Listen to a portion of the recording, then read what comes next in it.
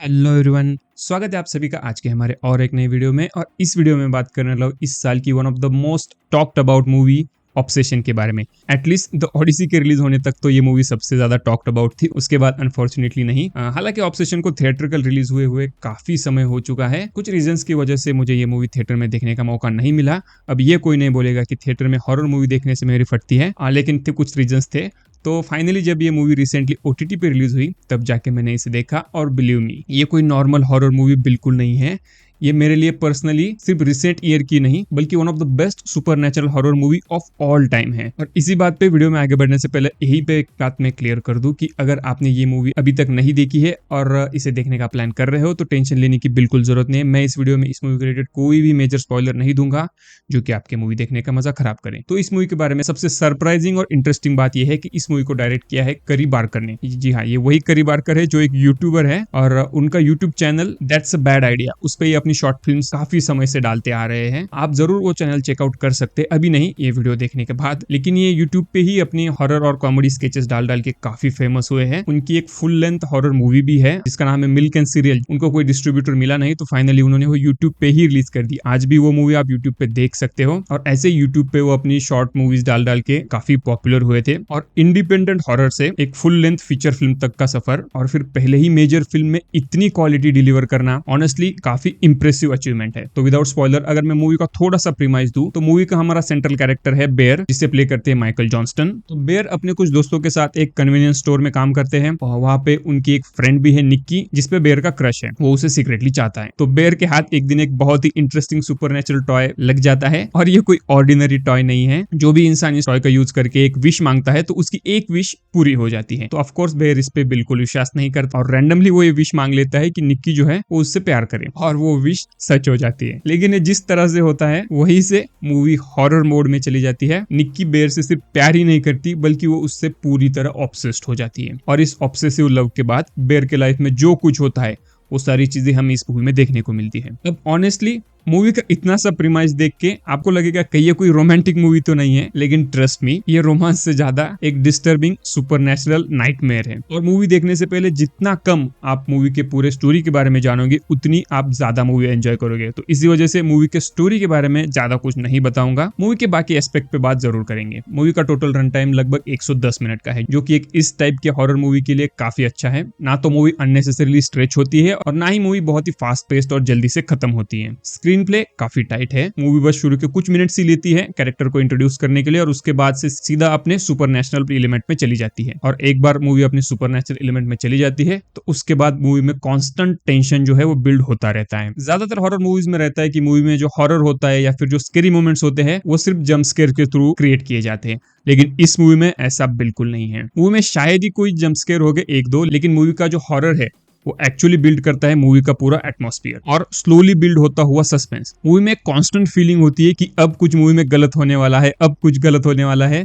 और यही जो टेंशन बिल्ड होता है और वो जो एक साइकोलॉजिकल प्रेशर बनता है उसका पे ऑफ भी बहुत ही अच्छी तरह से दिया गया है, और इसी वजह से मूवी का इम्पैक्ट और भी स्ट्रांग लगता है। मूवी के बारे में और एक सरप्राइजिंग बात यह है कि मूवी का बजट जो है वो बस $750,000 है, यानी कि अगर आप इसे इंडियन करेंसी में कन्वर्ट करें तो लगभग 7.25 करोड़ का। और ये बात और भी शॉकिंग लगती है, लगभग सेम टाइम पे बॉलीवुड में भी एक हॉरर मूवी रिलीज हुई थी जिसका नाम था haunted 3D echoes of the past, और उस मूवी का बजट 15 करोड़ था। और अगर अब दोनों मूवी को कंपेयर करोगे तो भाई जमीन आसमान का फर्क है। अब भले ही दोनों मूवी हॉरर ही है लेकिन दोनों का प्लॉट बिल्कुल अलग है, लेकिन फिर भी सिर्फ बजट के हिसाब से ऑब्सेशन और हॉन्टेड को कंपेयर किया जाए तो ऑब्सेशन और ज्यादा पॉलिश्ड, एटमॉस्फेरिक और टेक्निकली सुपीरियर मूवी लगती है। और वही दूसरी तरफ हॉन्टेड जो थी ऑलमोस्ट पैरोडी मूवी लगती है। और ये मूवी यही प्रूव करती है कि एटलीस्ट हॉरर जॉनर में तो बजट मैटर नहीं करता। स्ट्रॉन्ग राइटिंग, क्रिएटिव डायरेक्शन और इफेक्टिव एग्जीक्यूशन, यही चीजें हैं जो सबसे ज्यादा मैटर करती है। मूवी के बारे में और एक अच्छी बात यह है कि मूवी हर चीज जो है वो ऑडियंस को स्पून फीड नहीं करती, अपने ऑडियंस को इंटेलिजेंट समझती है। मूवी में कई सारे ऐसे सीन्स है जहाँ पे सामने कुछ होता है और बैकग्राउंड में कुछ अलग होता रहता है। छोटी छोटी डिटेल्स होती है जो शायद फर्स्ट वॉच में आप नोटिस भी ना करो, लेकिन इसी वजह से मूवी की रिपीट वैल्यू बढ़ जाती है। आप इस मूवी को बार बार देख सकते हो और बार बार नई नई चीजें नोटिस कर सकते हो। अब बात करते हैं मूवी की कास्ट और उनके परफॉर्मेंस से।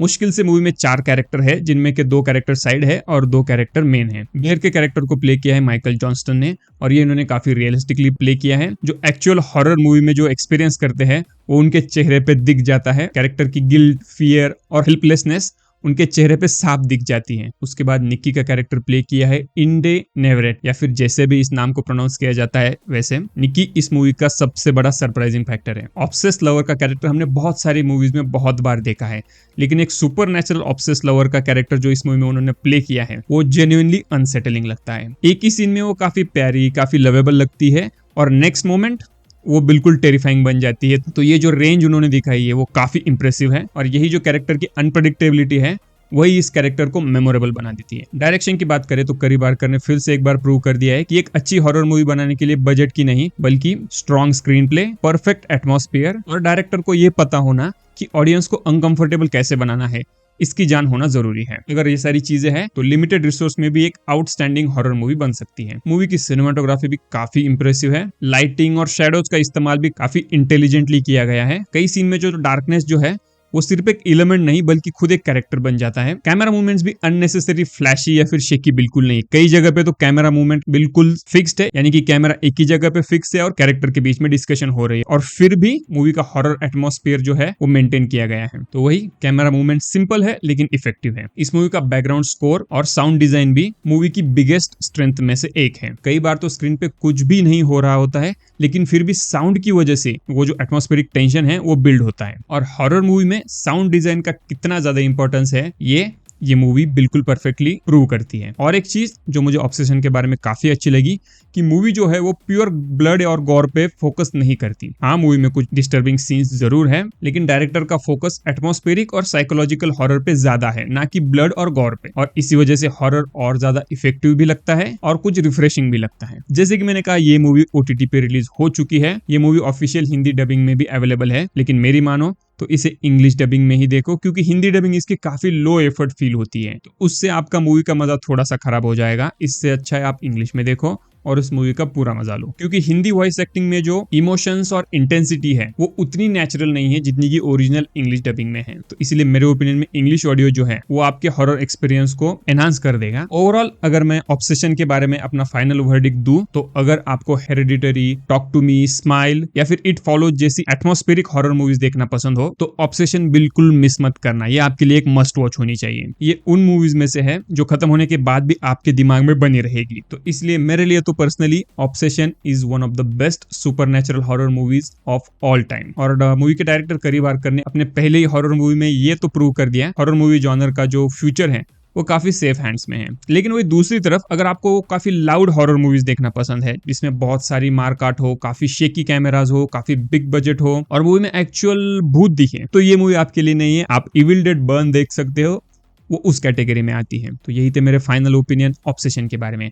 आपने अगर ऑब्सेशन देखी है तो आपको कैसी लगी मुझे कमेंट करके जरूर बताना। साथ ही में ऑब्सेशन जैसे सिमिलर मूवीज के आपके पास रिकमेंडेशन हो तो वो भी मुझे कमेंट करके जरूर बताना।